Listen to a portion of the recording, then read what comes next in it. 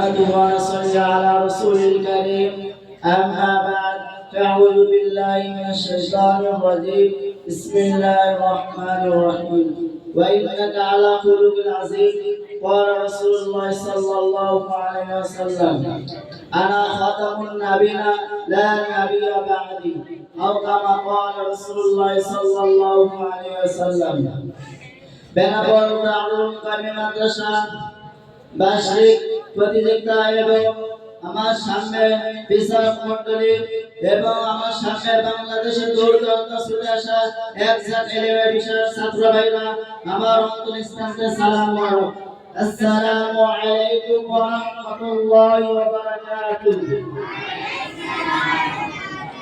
আজ আমার সেটা বিখ্যাত হইতেছে এটা হচ্ছে সিরাতুন নবী সাল্লাল্লাহু আলাইহি ওয়াসাল্লাম। আমি উক্ত বিষয় কিঞ্চিত পরিমাণ আলোচনা করব ইনশাআল্লাহ। সর্বপ্রথম আমরা জেনে নিই সিরাত কি। সিরাত আরবি ভাষা আজ থেকে 1450 বছর আগে অশান্তির আগুন দাও দাও করে জ্বলতে উঠতে শুরু করলো। সেই সময় আদর্শ সমাজ শান্তির জন্য পৃথিবীর আনাচে কানাচে মানুষ ঢুকে ঢুকে মরতে শুরু করলো। সম্মানিত হাজিরিন, শুধু তাই নয়, হুজুর করিম সাল্লাল্লাহু আলাইহি ওয়াসাল্লাম আরবের মাঝে আগমন করে জাহিলি যুগ পিছনে ফেলে দিয়ে দ্বীনের আলো তুলে ধরলো।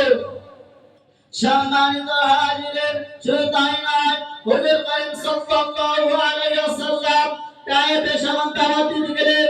তায়েফের বড় বড় কাফেররা হুজুর করিম সাল্লাল্লাহু আলাইহি ওয়াসাল্লামের পাগল বলে গালি-গালাজ দিলেন এবং তায়েফের লোকরা হুজুর করিম সাল্লাল্লাহু আলাইহি ওয়াসাল্লামের ছোট বাচ্চাদের এবং দুষ্ট ছেলেদের শিগগির তোমরা মুহাম্মাদের গায়ে পাথর নিক্ষেপ করো। সেই সময় দুষ্ট ছেলেরা হুজুর করিম সাল্লাল্লাহু আলাইহি ওয়াসাল্লামের গায়ে এত পরিমাণ পাথর নিক্ষেপ করিল। পাথর নিক্ষেপ করার কারণে হুজুর করিম সাল্লাল্লাহু আলাইহি ওয়াসাল্লামের গা ছিন্ন বা বিচ্ছিন্ন হয়ে গেল। সম্মানিত হাজিরিন, সেই সময় হুজুর করিম সাল্লাল্লাহু আলাইহি ওয়াসাল্লামের গাতে এত পরিমাণ রক্ত ঝরল। রক্ত ঝরার কারণে হুজুর করিম সাল্লাল্লাহু আলাইহি ওয়াসাল্লামের সুন্দর মুবারক পাশ কেটে গেল। সেই সময় সাহাবীরা হুজুর করিম সাল্লাল্লাহু আলাইহি ওয়াসাল্লামের কাছে কাফেরদের বদদুয়া করার জন্য দরখাস্ত করে। হুজুর করিম সাল্লাল্লাহু আলাইহি ওয়াসাল্লামের সাহাবীদের প্রশ্ন উত্তর দেওয়ালে আমি দুনিয়ার মধ্যে আইছে রহমত স্বরূপ নে, আমি দুনিয়ার মধ্যে আযাব স্বরূপ আসিনি।